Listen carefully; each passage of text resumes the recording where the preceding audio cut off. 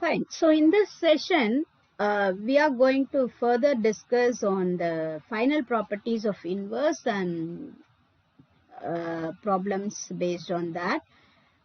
We wrote two properties, property 4 and 5, which are very special properties because some kind of problems can be dealt or solved only by using these properties, and which will be simpler to work out. Especially the property 4 is used in case of you have a log or tan inverse functions. You can apply for fourth property. The fourth property statement is L inverse Fs is minus 1 by T, L inverse D by ds Fs. Okay. So what we actually write is, when you go ahead with one problem, suppose this is my problem. In case of logarithms, I have to prove this result. I go by this property. So what does this property says? It is minus 1 by T, L inverse, D by ds Fs is the function, Fs is the given function. I have to find the differential value of this. When I differentiate, this is logarithmic, so I'm just using the quotient rule of logarithm, log A minus log B, and then that way I can do the differentiation easily. When I differentiate, it is 1 by s plus A, 1 by s plus B. Now apply your L inverse for each of these terms. You get the result whatever is required. So this is a very good property to get apply in case of log and tan inverse functions. So we have one more log functions where the same way you write your logarithmic rules and write, but here I have a quotient rule log A by log B, but in this I have two terms, so again apply log product rule. You can rewrite this way, and I can, this simplifies to a very simpler problem of finding inverse, and there you conclude the result.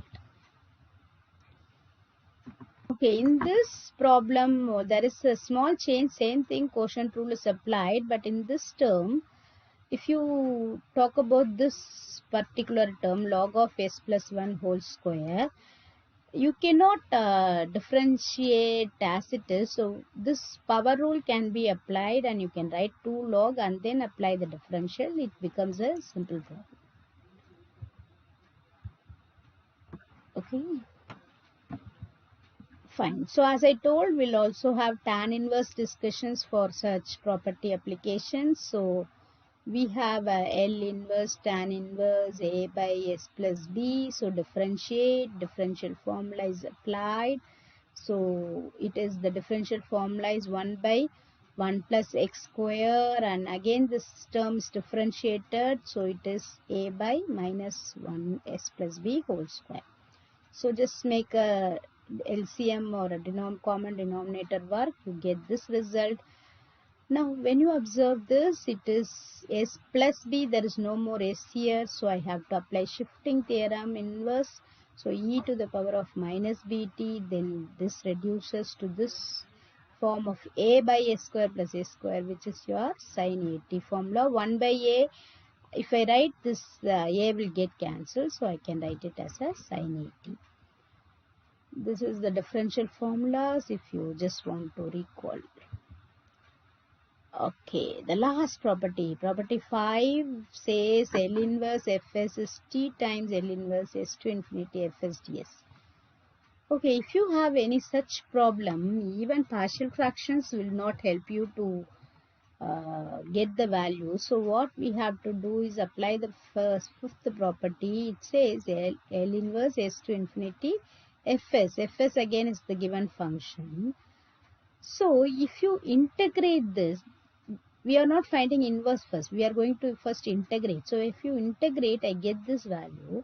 So this reduces to a simpler problem of this kind. So because when you do the integration work, 1 by, it's a x square, so you can guess the integral. This on differential gives you this, so you can just reverse work and get this component and decide your based on this formula. Because I have a 1 by x square here, I just write the differential as minus 1 by x. This minus is written out, and this is how we get the result.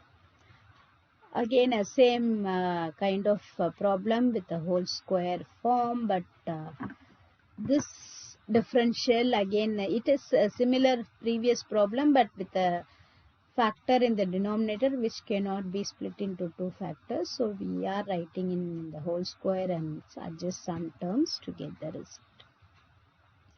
Just go through this for a better understanding. Okay, so this also based on some manipulative work.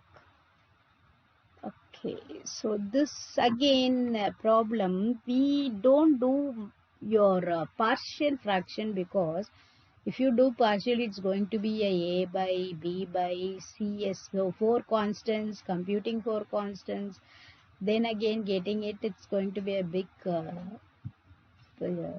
long time process, pulling effort. So we go ahead with this property application. So by this we adjust these terms and we observe this LCM is nothing but this, so immediately we can write down the result. Of course here we have applied shifting property.